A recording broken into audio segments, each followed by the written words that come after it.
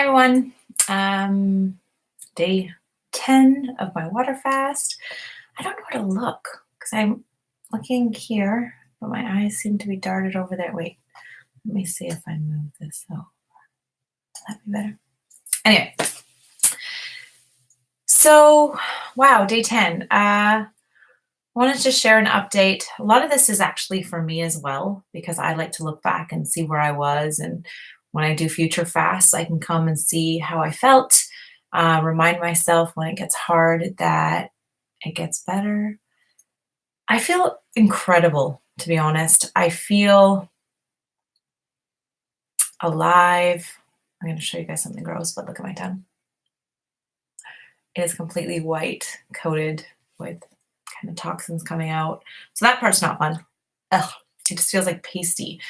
And no matter how much I brush and drink my water, it doesn't seem to go away. So what are some other things that are going on for me? I'm sleeping incredibly. I don't feel like I am detoxifying as much or as fast on this fast as I did my last two. I noticed that my body isn't adjusting as much. I mean, I'm obviously down a considerable amount of weight. That wasn't the reason for this fast. I don't know if you saw my first video, but this fast was a spiritually led fast. It's fasting to have better discernment and hear. And if you guys, I don't know if you're a Christian or not, I said in my last video too, that fasting is for health reasons as well as spiritual reasons. So whatever one you follow, I just think it's probably the most tremendous thing that we don't do as a whole. It gives our body time to release a bunch of toxins through cells that was stored. Every time we're putting new food in, especially if we're eating quite frequently, the amount of work that the body's always doing to go, okay, there's new stuff, let me get rid of the new stuff, the new items that you brought in that I can't get rid of. The way I see it, and for those of you that don't know, I am a registered holistic nutritionist, so it's not that I take this stuff lightly. I spent 2 years studying at the Canadian School of Natural Nutrition, and then 5 years since, pretty insatiably reading and studying and going to courses and learning from doctors and naturopaths about the mind body. So I don't take this lightly, and it's so incredible that the stigma out there that fasting is unsafe. It's absolutely not unsafe. So that being said, I just got a message that came in and blew my thought. Now I don't know where I was. Anyway, I'll just find a different track. So being trained in it, I'm noticing that the elimination of everything isn't coming as fast. So I went to Zumba yesterday because I wanted to sweat and start things moving. And I'm very, very, very excited about how I feel, but I'm a little bit nervous about the lack of detoxification. So I may incorporate some herbal items that I got that will help move everything. I did go get a colonic, which I thought would move a little bit more out, but it hasn't. I still have some bloating that doesn't make sense. I've actually even had a tiny bit of gas. At day 10, that means there's just still something in there that's feeding it. I'm going to try and incorporate a parasite cleanse as well right near the end of this, because parasites feed off all the bacteria, the sugars mainly as well in our gut flora. And if I don't give them any food, which I haven't for 10 days, then they start to get weaker and weaker, but I want them to die off. Now, here's the problem. I don't want to kill them all off if I don't eliminate. So I have to find this balance between eliminating and making sure they move out of my body and killing them off, move out of my body. So there's a lot of things I can still do. I'm probably going to go for a float, which is a nice detoxification.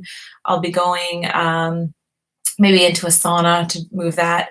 And always, if you're on a fast, my biggest advice to you is see what the body can do and trust it and feel out whether it is beneficial for you in that moment or it could be a hindrance. So I went to my gym recently with my son, and we were doing a more intense workout. And halfway through, I just said, you know what, can't do it today. It was good I got in there because I do want to sweat and move the body, but it was too much. I was getting fatigued too quickly. There was a couple times where I got a little bit dizzy. I mean, minor, 2 out of 10. And I just said, "Hey, you know what? I'm gonna go sit this one out." And yeah, and then Zumba yesterday, I felt great. So just watch yourself and see how you're doing. Some people incorporate salt, sea salt, and things like that to make sure their potassium's up.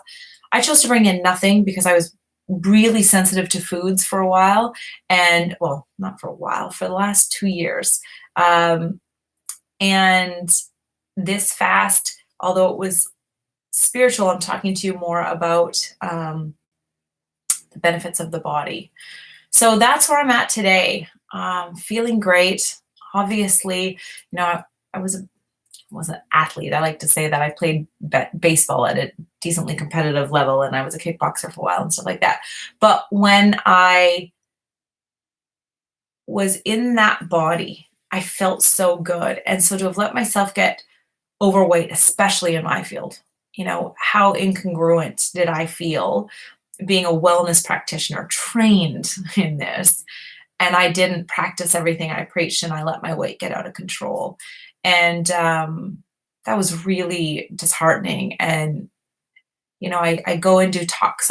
One of the things that I feel I'm most gifted at is speaking on a public stage about health and wellness. I feel so alive there. It doesn't faze me to go and do that. And I've flown to Texas and done talks at events, and I've been in Idaho or Colorado talking at events, in Utah. I've been around talking, and I love it. And I noticed that when I was heavier, someone emailed me to go do a talk in Chicago, and I didn't respond. That's terrifying to me that I let myself get so far because I wasn't representing. It wasn't even that I was heavy, it's that I wasn't doing my own things. I'm writing a book for optimal health and vitality because I've done so much and studied so much that I felt like such a fraud knowing the knowledge and not doing it. It's like, yeah, letting my own personal struggles get in the way of doing what I need to keep this body sacred and as a temple and allow me to feel good in it. And, I just would wear all frumpy clothes and never get ready because I didn't fit in anything that I had anymore except for things that expanded. And that time for me is over. As a health and wellness coach, so impassioned to help people, I have to be doing all that I said. Because I was resting on this little piece of, if people only knew, I was doing 70% of what I would teach somebody to do. I was meditating daily. I was making sure I had good thoughts. I had so much joy in my life. I was working out all the time, even though I was heavy. Believe it or not, I was working out all the time. And most of the time, I was eating clean. But at 43, my metabolism had slowed enough, and I had a thyroid issue that I found out about, but that I wasn't doing enough. I really wasn't doing enough of the things that I knew I could be doing. And so, yeah, it just stopped me from wanting to go share what I feel I'm here on this planet to do, is share about overcoming health and wellness goals or problems, issues, overcoming ulcerative colitis, having come through the molestation, after coming through addiction, all of the things that I came through to sit in this place of such joy today. To have been in a body that didn't represent that just was too incongruent for me to get out there and do it. So this fast is really important to me. Again, mostly for my spiritual journey, I started it, but I can see so much coming up for me. And it is a big misnomer for any of you that think fasting is dangerous. There are people, I do think if you have any underlying conditions, you would want to check with somebody. But there are so many facilities that use fasting to heal everything. Autoimmune diseases get tremendous results from fasting, absolutely tremendous. But it's hard. It's a lot of willpower, but it's so gratifying. For me to have gotten up again this morning, feel this alive. For the last 2 years, I had a dullness around my eyes every day. And I knew I could get rid of it, and I just didn't tackle it. Well, a year, I think, because I did a fast just over a year ago, and I cleaned it up again. but I wasn't looking at why I was letting my, oh, I just gurgled. I wasn't looking at why I let myself get there. So, but like I said, I have some resources. Oh, let me see if I have my fasting book here. One of the, oh no, I've got one on Audible and one on Kindle.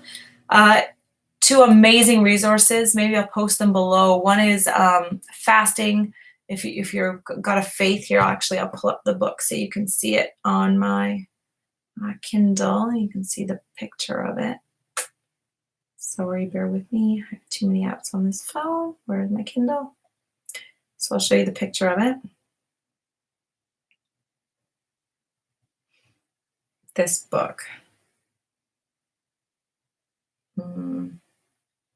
Wow, Michelle. Can you, I don't know if you can see this one right here, Fasting, and it's by Jentizen Franklin. Every time I click on it, it takes me to the words. So that's why I can't get you the full screen there. And then the other one is The Ultimate Guide to Fasting by Jason Fung. Amazing, amazing resources. Lots of YouTube videos just like mine. And please, if you have any questions, put them in there. Obviously, I can come back and answer them later. And if you're fasting, just hang in there. Get yourself a support group or anything if you struggle. But it does get easier. And it's well worth it to get to feel really alive again and to feel comfortable in your skin. And if you're doing it for prayer reasons, it has helped me tremendously get closer to God. So, okay, that's it for today. Bye, guys.